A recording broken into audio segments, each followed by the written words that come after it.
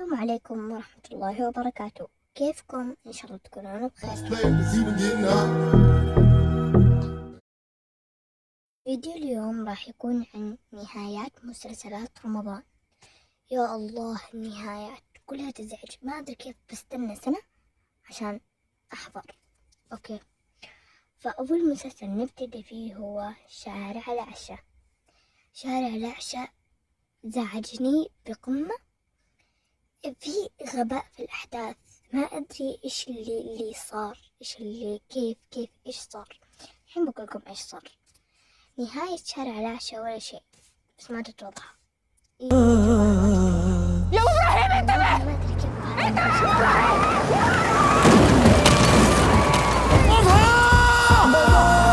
أوكي يا أخي، نتغاضى. سعد إيش وضعه؟ مات ولا ما مات؟ شارع العاشا حكايات ما تنتهي حتى لو سكتت الأصوات. كل باب تسكر كان وراه سر، كل قلب انكسر كان بداية لشي أكبر.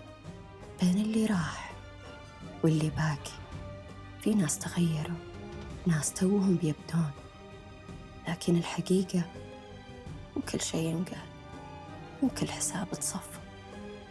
شارع العاشا الحين فيه قصص كثيرة، باقي ما قال قصته الأخيرة.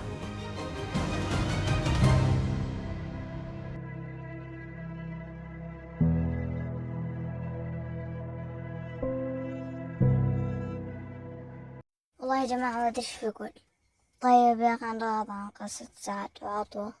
وين راحت؟ وين هجت؟ والله ما أدري كذا عقلية، تحسونه ما جالس يستوعب أي شيء يقوله شارع العشاء. أحس في شيء غريب، بس ما أدري وش هو.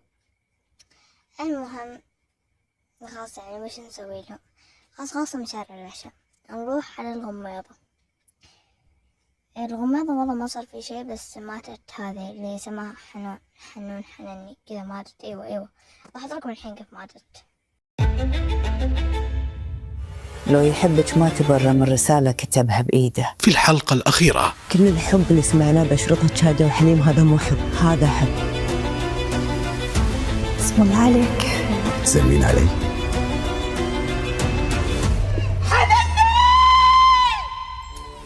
أحس إنها غلط بنات. الوحيدة اللي كانت نهايته سعيدة الأب صالح بنته زينة. ما أقدر أعرض لكم الحين. المهم، خلاص نتغاضى عن مسلسلات رمضان يا جماعة، خلاص خلصناها. في مسلسل اسمه ليل نحضروه من قبل، خلصنا الجزء الأول، هذا بدينا بالجزء الثاني. إنك أحلى شي شفته ورح شوفه بحياتي. وقت اطلعت فيها ما قدرت إلا ما ضل عم أطلع. ماما، بابا. لا هي بتعرف ولا حدا بالكون بيعرف. ممنوع تحب المرأة اللي أنا بحبها، ممنوع. ما تمنيت إنه يقتلني كرمال يضل ولد إلك. هيدا شحال بنتي؟ رح خليها تحبني ورح خليها تتجوزني. هذا روحك. شو عملتوا فيه؟ مستحيل. واقفة.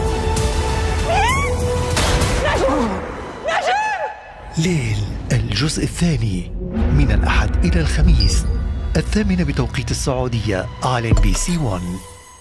خلاص جماعة، ما بطول عليكم، لازم ننهي الفيديو. بس هذا كان نهاية فيديو اليوم. إن شاء الله استمتعتوا وحبيتوا. إذا حبيتوا لا تنسوا اللايك، الشير، السبسكرايب، الكومنت، الشير، الإشعارات. باي.